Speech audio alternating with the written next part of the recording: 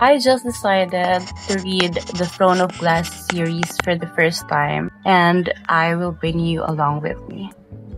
Sabi nila, it's good to start with the Assassin's Blade, so I am here with AB right now, and I am in the middle of it. I actually started reading this in another vlog where I tried to read for 24 hours, not straight, but for 24 days. So in 24 days, I only had 24 hours to read. So we will continue reading it, and I will... Maybe let's have a playlist episodes for when I read the Throne of Glass books. Kasi feeling ko magugustuhan ko tong series na to. Look at this. Ang dami, girl! Half pa lang.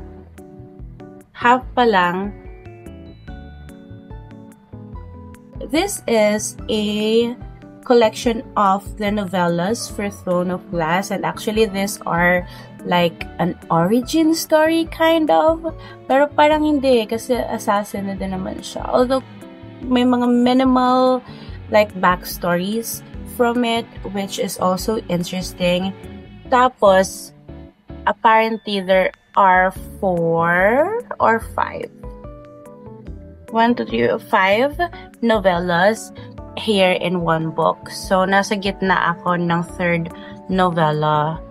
Tapos, I have my tabs and I am using 3 colors. We have red for the characters or anything about the characters. May mga comments ako dyan. I also have like greenish gray na quotes. And we also have like the dark greenish gray. Ito naman yung mga plot points na I think is important for the book. I don't know how important they are, but to me, they are like, ooh, wait lang, this is something big, so let's tap it. I also decided to annotate the book. And I have here highlights and notes and underlines like this one. Here. I don't know, hindi naman sa naumay, but I also had to pick up a very quick read. Kaya meron din tayong tinatapos ngayon na Strange Pictures, and I just finished Strange Houses. And then I learned, ito pala yung nauna. So dapat pala ito yung una. Kasi the Strange Houses, I did not very much appreciate so much. Ang dami kong much today. And we are starting our vlog for the Throne of Glass. I'm super excited. I'll see you whenever.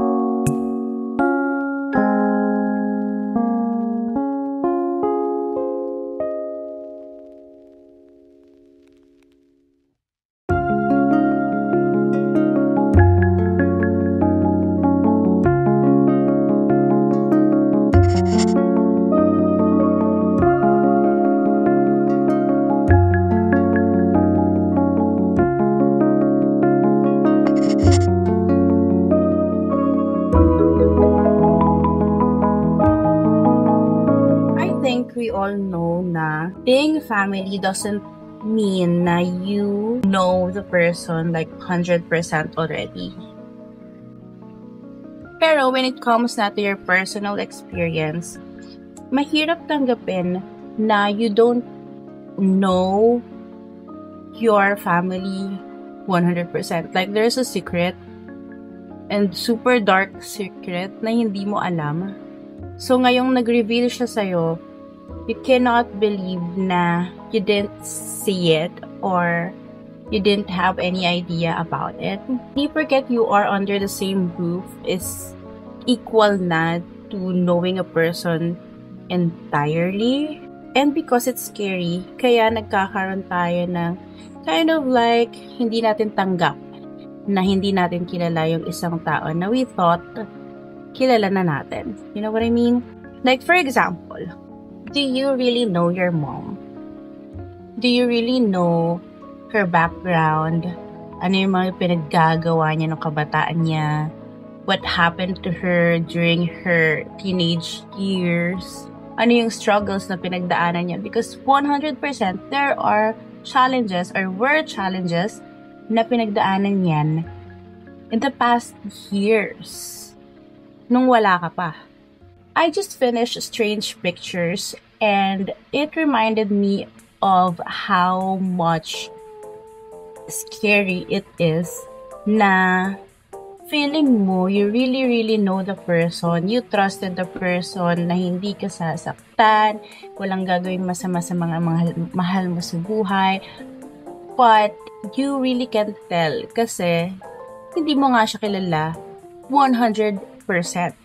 And I think that part is the most scary in this book, itong Strange Pictures, and not necessarily the pictures, but the fact na everyone around you could be someone na gagawa ng something out of, I don't know, necessity, obsession, jealousy, iba-ibang reasons na hindi natin alam kasi nga, hindi natin sila kilala apparently. It's so weird and creepy, and I think this book is more effective na thriller and horror, real-life horror, kumbaga, compared to Strange Houses, which is creepy din naman. But the execution of this one is, I see the difference. I see the difference and it's way more okay this time.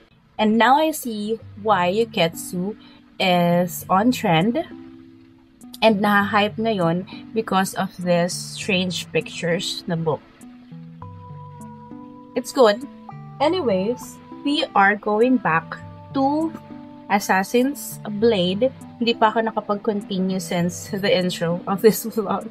So ngayon, magbabasa tayo. And since I am on a break, I'm working from home.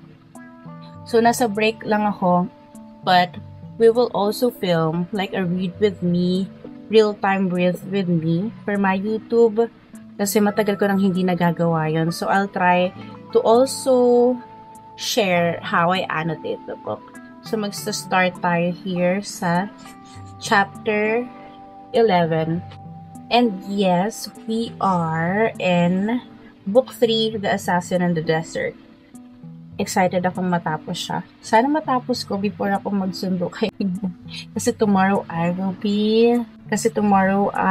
will go to the office. Gusto ko ibang libro naman yung bit-bit ko. I thought The Assassin and the Underworld is going to be my least favorite. But the ending of this novella is just what I needed. You know what I mean? Wala na ako ng kilig. Hirap ko nang pakiligin sa mga libro unlike before.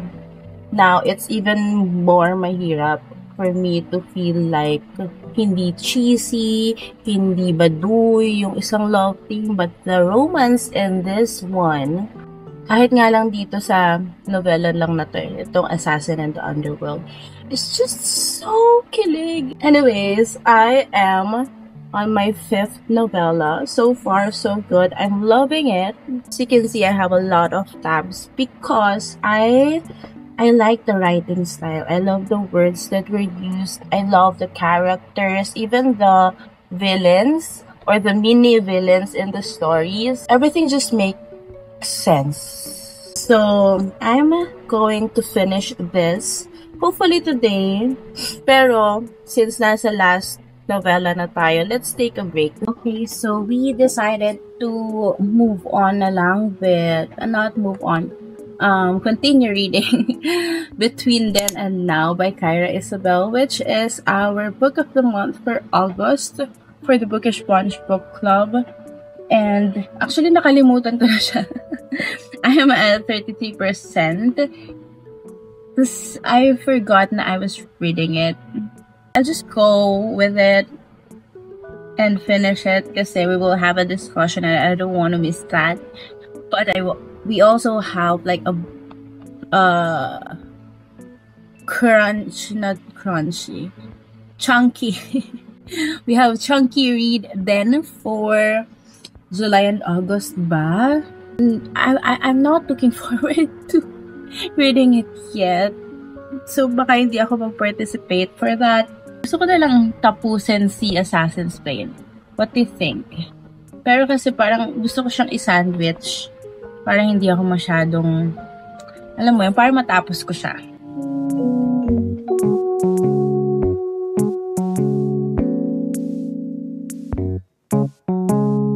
So if you're not familiar with Between Then and Now, we have Ryan and Bon / Bonita. They are friends since, I don't know if childhood or medyo matagal lang, like more than a decade or something. But we have Ryan in med school and Bon working her first year as part of this publication.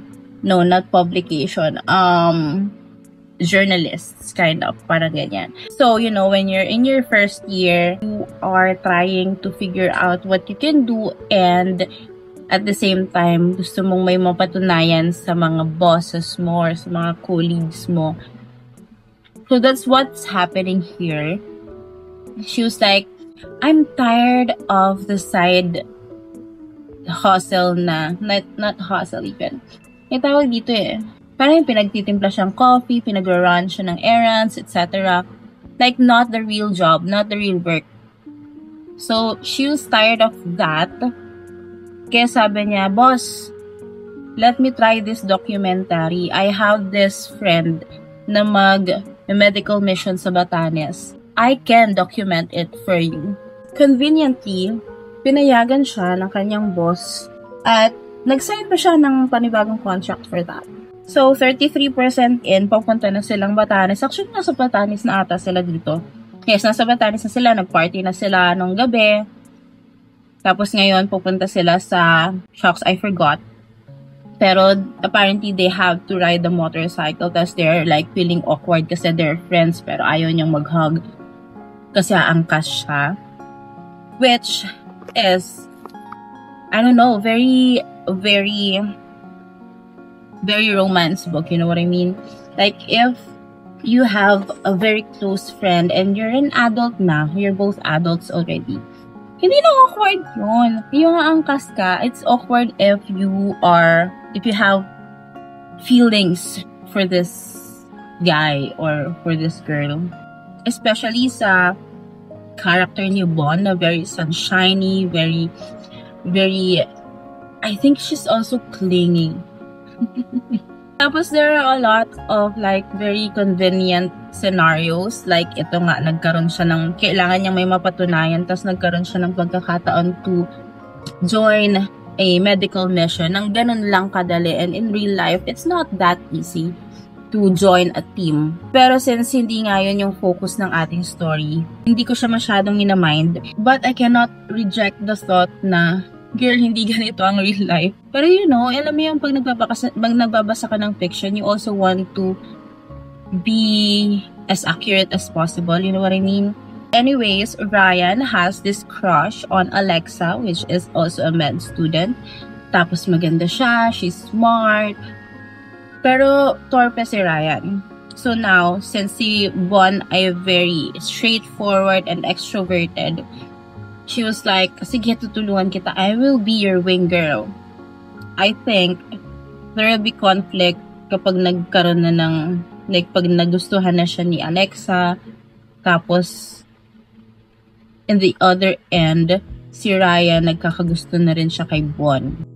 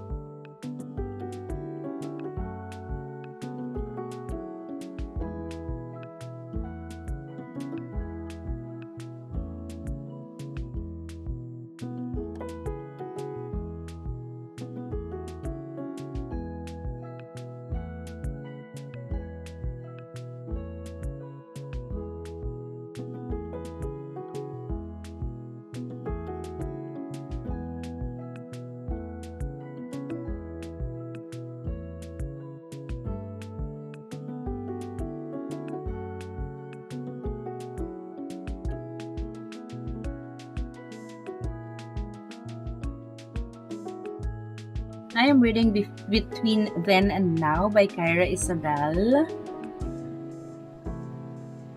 which is the book of the month for August for the Bookish Bunch book club. So this one is not just friends to lovers kind of trope. It's wingwoman to lovers. And I think it's a little bit more kilig than the usual friends to lovers trope. Although it sounds a little bit cliche, but the advantage is that it actually makes the story feel even more grounded. And yes, definitely there are cheesy moments. I don't think mawawala yun sa any romance books. Like the accidental hand touches, long stares, stolen shots, tapos napopost ka sa Instagram or whatever. To be honest, it's a little bit cringy at first, but it gets less cringy after a few chapters. One thing I appreciated the most is it doesn't feel like an easy fall. You know what I mean? Like akala ko it will be like, ang bilis mo naman ma-fall, ang rupok mo naman girl. Nagsama lang kayo sa isang room, may in love ka na. Sure, the timeline in this book, yung actual captured timeline ng book, is a little bit mabilis.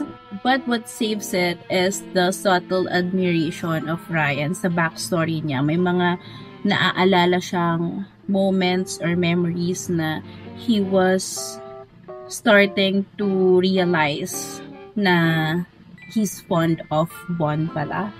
Na ganito talaga si Bon. Bakit siya natataguri ang sunshine or yellow ng grupo, parang ganyan. Binanggit ko na rin naman yung hula ko ng plot in the previous clip. So sige, ito na lang. But I appreciate na there are like little sprinkles of Filipino culture, katulad nun yung food na feature si lumpia, na feature si calamares, na feature si kare-kare, halo-halo, na yes, very Pinoy. Although famous na siya sa ibang cultures, ibang country, kilala na siya ng iba, but still very signature pa rin ng Pinoy. I also like that there are like modern Filipino culture na kasi since they are bagets, they are 24, 25, 26 years old. Tapos, there are also like mentions of culture sa Batanes. Yun lang, I wish there is a little more depth in describing the place. I finished Between Then and Now, so I had to pick up another short read, which is Days at the Morisaki Bookshop. I already have started it. I'm 16% in, and you know that feeling when you are super I don't want to use the word depressed kasi it's rage bait. But you know that feeling when you are super down, na you don't want to function, you just want to lie down and just sleep, you know what I mean? I get that. I connect with the character and I understand her. Although different reasons, obviously, I don't think there's levels on it kasi depende naman yung impact on different persons. But I get what the character was feeling. And I just hope na at the end of the book, right, at the end of this story, ma-discover niya how much reading and how much books could help her. But anyways, I also finished The Assassin's Blade. Nakapatong pala yung camera ko sa book. So, okay, tingnan natin. Kunin natin. I finished The Assassin's Blade and tingnan nyo, ang dami kong annotations, ang dami kong tabs. I really enjoyed it.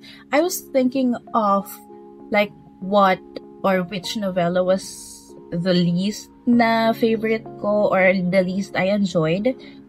But no way. Humabol talaga yung mga dulong parts. I already have expected the ending. Like, siguro third novella pa lang, I was like, OMG, mangyayari to. And Nemo was like, Mommy already have said that a million times today. Alam mo yung nandito na naman tayo sa ang saya na nila, nandun na sila sa plano nila sa future, pero meron pang natitirang mga ganitong pages, tapos ano pa nga bang mangyayari, diba? So, 3 novellas in, I already have predicted the ending, but it doesn't mean na the reveal or the twist is easier to handle or to experience. If it makes sense nga, parang somehow it's even more heartbreaking kasi iba yung na-surprise ka, iba rin yung ina-expect mo tapos tama yung expectation mo, no matter how bad your expectation is, you know what I mean? Parang confirmation siya ng sakit mo sa pag-ibig. Negative comments or criticisms about this book, kung gaano man kaliit or kalaki yung mga opinion kong hindi maganda, nakalimutan ko na lahat just because of that last novella. Also, what stood out to me the most is how big or how political this book is. I knew that there is like a bigger focus on the plot and on the like big issues and topics on the series than the romance. Pero I didn't expect na ganun siya ka-heavy and ganun siya ka-political. At least here in this book, betrayal is so big na parang mapufrustrate ka na din. You know what I mean? Maybe because of the writing style, it's so immersive na parang feeling mo you're part of or you are the shadow of Selena Sardovia. So, I know this is just a prequel, but now I get why there's a huge following for TOG. Probably it has the potential to be one of my favorite series as well. I rated it 4.5 stars and I know it's high of a standard for the whole series. I don't know, masasaktan ba ako sa expectations? Am I expecting too much from the series? Girl, nalopat yung camera ko. Hindi ko alam kung saan ako nag-end. Just to wrap up this vlog, siguro nandun ako sa alam ko nandun ako sa sinabi kong the focus of this vlog is Assassin's Blade.